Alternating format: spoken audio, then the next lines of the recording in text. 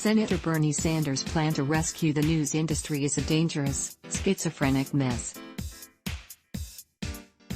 The Vermont senator extols the virtues of what he calls real and truly independent journalism, lauding fearless and uncompromising reporting that works hard to expose government and corporate malfeasance. But his praise is merely a prelude to proposing what Reason magazine's Nick Gillespie rightly characterizes as an unprecedented power grab over freedom of speech and the press. Indeed, the 2020 Democratic candidate's proposal, which he unveiled this week in an opinion article published by the Columbia Journalism Review, the self-described voice of journalism, is little more than an exercise in trying to have it both ways. He wants real and truly independent journalism, and he wants an increased federal presence in the news industry. The senator's plan lays out a few concrete actions that he would take as president. His administration, for example, would bar any media merger from going forward if federal bureaucrats determine it would lead to layoffs, adversely affect people of color and women, or further concentrate ownership to just a small group of individuals. In other words, Sanders' plan to save newsrooms from being beholden to corporate interests is to prevent them from saving themselves. It is not that unusual to see struggling media organizations come together under the same roof, either to merge or to be acquired by larger organizations, in order to reduce overall expenses. To block such business transactions, or to tie them up for months or years in artificial quotas determined by federal bureaucrats, would be to hasten the disappearance of many smaller news organizations.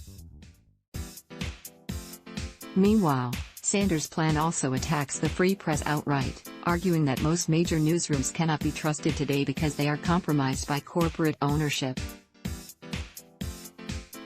Somehow, he does not see this as being inconsistent with condemning President Trump for accusing the press of being untrustworthy. We do not have enough real journalism in America right now, the senator writes, because many outlets are being gutted by the same forces of greed that are pillaging our economy. He adds that journalism success stories, including the Miami Herald's expose on Jeffrey Epstein and the Charleston Gazette Mail's opioid reporting, are too often the exception and not the norm. Why?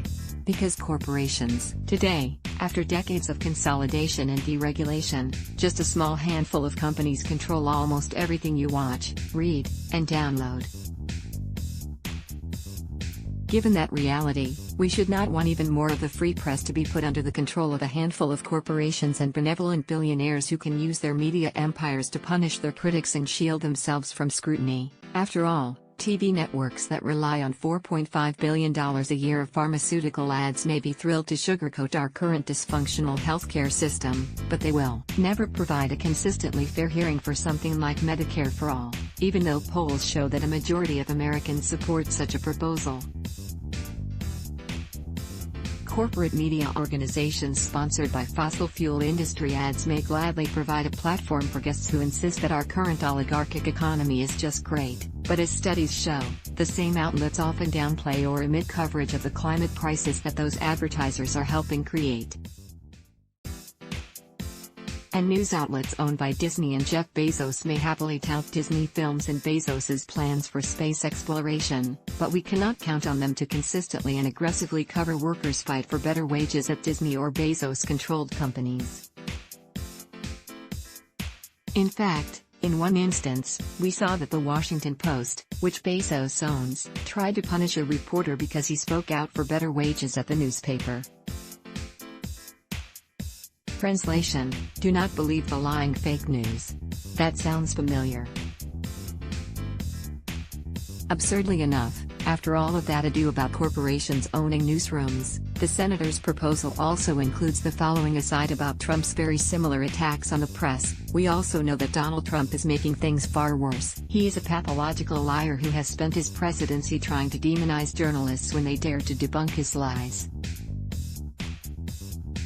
Worse, he has called the media the enemy of the people in a deliberate attempt to destroy the very idea of a free press. Trump's authoritarian bullying of the media is totally unacceptable and it must be denounced and rejected. But let us be clear, that alone will not solve the journalism crisis. Moreover, a further expansion of oligarchic business models in the media industry could make matters worse.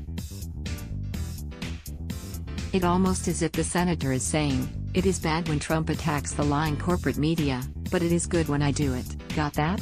And note that Sanders goes much further than Trump usually does.